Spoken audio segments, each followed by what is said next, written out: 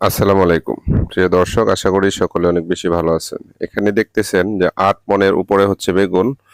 এই যে এখানে যে জমিটা রয়েছে এখান থেকে উত্তোলন করে একজন কৃষক সেগুলো ফেলে দিয়েছে। ফেলে দেওয়ার পিছনে আসলে অনেকগুলো কারণ রয়েছে। এই জমি থেকে বাগানগুলো উত্তোলন করতে যে পরিমাণ খরচ হয়, বিক্রি করতে গেলে সে পরিমাণ টাকাও হচ্ছে পাওয়া যাচ্ছে না। ধরুন এখান থেকে উত্তোলন করতে আপনার ৫০০ টাকা খরচ হয়েছে, তো সেগুলো বিক্রি করে আপনার ৫০০ টাকা আসতেছে না। যার কারণ হচ্ছে এই ৮ মনের উপরে বেগুন এখানে একজন কৃষক ফেলে দিয়েছে। তো এটার পাশাপাশি আরো কিছু সবজি কিন্তু রয়েছে। এই যে দেখেন স্তূপ আকারে বিভিন্ন জায়গায় হচ্ছে এই বেগুনগুলো ফেলে রাখা হয়েছে। তো সর্বোপরি বিষয় হচ্ছে আমাদের দেশে বেশ কিছু সিন্ডিকেটের কারণে এরকম আসলে প্রত্যেকটা কৃষি সেক্টরে মানে একদম প্রান্তিক যে কৃষকগুলো থাকে তারা কোনো কিছুরই প্রাপ্ত মূল্য পাওয়া যায় না। কিন্তু এখন আবার এই বেগুনই ১৮০০ টাকা মন বা ৪৫ টাকা কেজিতে হচ্ছে পাইকারি বিক্রি হচ্ছে। তো এই বেগুনের পাশে হচ্ছে এই যেগুলো শুকনা দেখতেছেন এগুলো হচ্ছে ডাটা, মানে এগুলো ফেলে রেখেছে।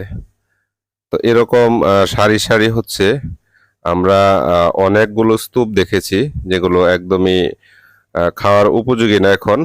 যখন উত্তোলন করে ফেলে দেওয়া হয়েছিল তখন ঠিকই খাওয়ার উপযোগী ছিল।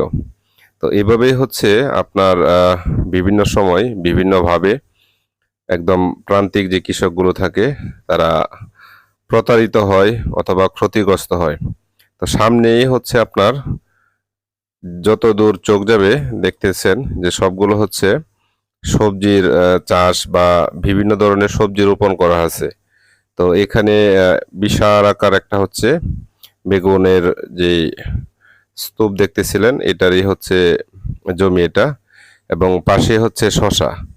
তো শশা হচ্ছে ওনারা বর্তমানে ৭ টাকা ৬ টাকা এরকম কেজি, কিন্তু আপনি যখন বাজার থেকে কিনতে যাবেন সেক্ষেত্রে দেখা যায় ৪০ ৩৫ ৩০ মানে এরকম।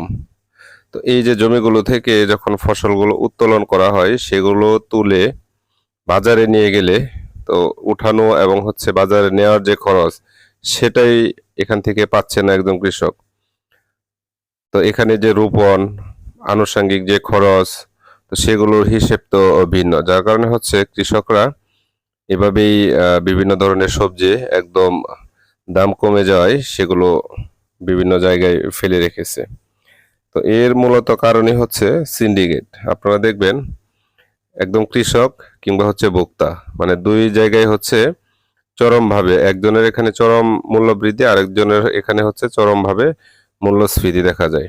তো মাঝখানে হচ্ছে যারা দালাল অথবা যারা আড়তদার এরা কিন্তু ঠিকই এখান থেকে ভালো বা বড় ধরনের একটা মুনাফা সংগ্রহ করে এই ২ টা শ্রেণীকে হচ্ছে একটা সিন্ডিকেটের ভিতরে আবদ্ধ করে রাখে। যার কারণে এইরকম